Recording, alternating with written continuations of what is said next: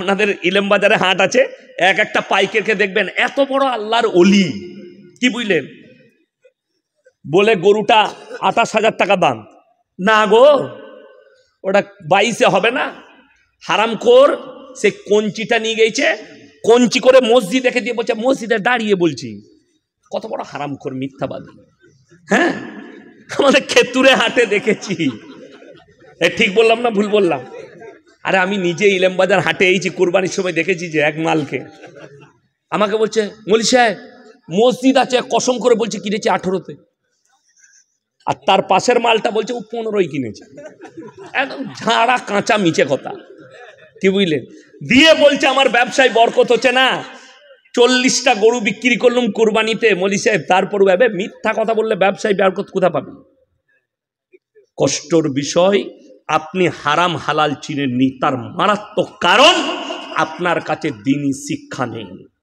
বেঈমান কাফেররা দ্বীনি শিক্ষা না থাকার কারণে বর্তমানে যে পরিস্থিতি এসছে, প্রত্যেকটা গ্রামে প্রত্যেকটা মসজিদে একটা মক্তব চালু করা দরকার। প্রত্যেকটা মসজিদে আপনার ছেলে স্কুলে যাবে তো যাবে, সে যেন এসে বিকাল বেলায় মক্তবটা যায়, সে যেন সকাল বেলায় ফজরের পরে মক্তব যায়। সেই মক্তব চালু রাখলে আপনার ছেলে হারাম হালাল চিনবে। এতগুলো মৌলবি বয়ান করলেন আমার আগে পর্যন্ত, মুমতাজ ভাই পর্যন্ত। আচ্ছা, কেউ বলেছে যে ছেলেকে শুধু মাদ্রাসায় পড়িয়ে মৌলবি করো, ডাক্তার করা যাবে না, মাস্টার করা যাবে না, উকিল করা যাবে না, রেজিস্ট্রার করা যাবে না, আইপিএস করা যাবে না? কেউ বলেছে? কেউ বলতে পারবে না। আপনার ছেলে ডাক্তার হবে, মাস্টার হবে, প্রফেসর হবে, ইঞ্জিনিয়ার হবে, আইপিএস হবে, নেতা হবে, মন্ত্রী হবে। আল্লাহর কসম খেয়ে বলে যাচ্ছি, যদি তার কাছে দিন না থাকে আমার আল্লাহর কাছে কোনো মূল্য নাই। যদি দিন না থাকে আল্লাহর কাছে কোনো মূল্য পাবে না। আপনি সন্তানকে শিক্ষা দিতে পেরেছেন, দিন দিতে পারেননি, যার কারণে হারাম হালালের বিচার নাই। পাথরের গাড়ি চালায়। মুসলমানের অবস্থা বলে দিই কিরকম হারাম হালাল বুঝেছে। বীরভূমের অনেক ছেলে ডাম্পার চালায় না, পাথরের গাড়ি চালিয়ে গিয়ে পাথর খালি করবে কোথায়? বর্ধমানে, নাইলে ডানকুনিতে। হাই রোডে যেমনি চেপেছে আমাদের রোডে, হোটেলে ঢুকি 1 বোতল মদ খাওয়া হয়ে গেল। এরপরে হারামখোর বলছে রুটি আর মুরগির মাংস নিয়ে। হোটেলের কর্মচারী বেচারা মুরগির মাংস আর রুটি এনেছে। আচ্ছা বলুন তো, সে তখন জিজ্ঞেস করছে মুরগিটা জবাই না কাটা? আমরা হারামখোরকে জুতো করে মার। যে লোক মদ খেলো তার আর ওইটা দেখে লাভ আছে? কাটা না গোটা? আচ্ছা আপনারা বলুন তো, মদ হারাম না হালাল? আচ্ছা, যে মদ খাবে তাকে কি বলা যাবে? মদখোর হারামখোর বলা যাবে না?